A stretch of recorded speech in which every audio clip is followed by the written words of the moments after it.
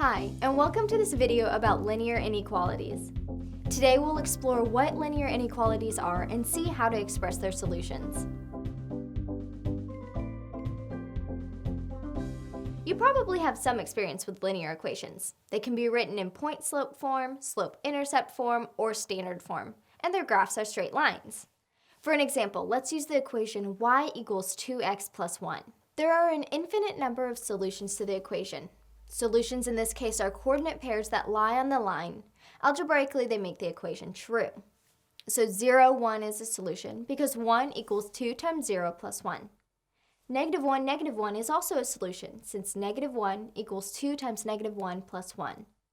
On the other hand, 3, 2 is not a solution because 2 does not equal 2 times 3 plus 1. What if, instead of the equation y equals 2x plus 1, we replace the equal sign with, say, this sign to get y is greater than 2x plus 1?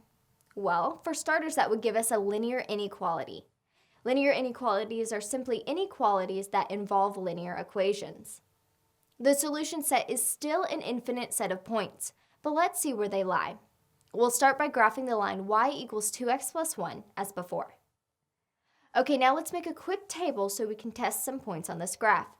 We're interested in points on each side of the line as well as on the line. Let's test 3, negative 1 first. We can see that this is below the line, and if we plug these numbers into our inequality, we see that it does not work. Or we would say it isn't true. Let's test another point, 2, 1. This is also below the line, and plugging the values into our inequality tells us it is not true. Let's try some that are on the line. 1, 3, and 0, 1 are both points on the line, but plugging in those values still doesn't work. Now let's try above the line.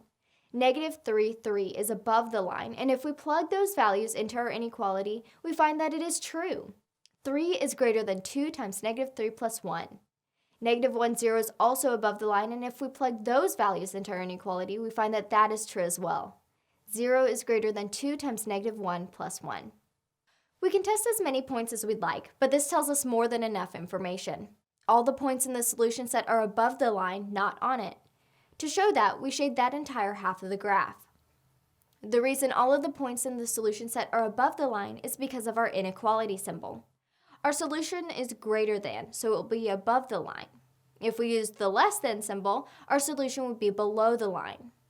So that's really the whole concept of linear inequalities. In practice, we're talking about 3 key steps. 1, graph the line as normal. 2, test 1 or 2 points. 0, 0 is always the easiest. If it lies on the line, try something like 1, 1 or negative 1, 1. 3, dash the line if needed. If the inequality contains less than or greater than, use a dashed line. If it contains less than or equal to or greater than or equal to, keep it solid. Let's use these steps for the inequality 3x plus 6y is less than or equal to negative 12. Here's the graph. Let's test 0, 0. 3 times 0 plus 6 times 0 is less than or equal to negative 12 is not true. Therefore, we shade in the direction that does not include 0, 0 and keep the line solid. Before we go, let's have a little practice. Write the inequality represented by this graph. Pause the video if you need more time. The correct answer is y is greater than or equal to 4x minus 8. I hope this review is helpful. Thanks for watching and happy studying.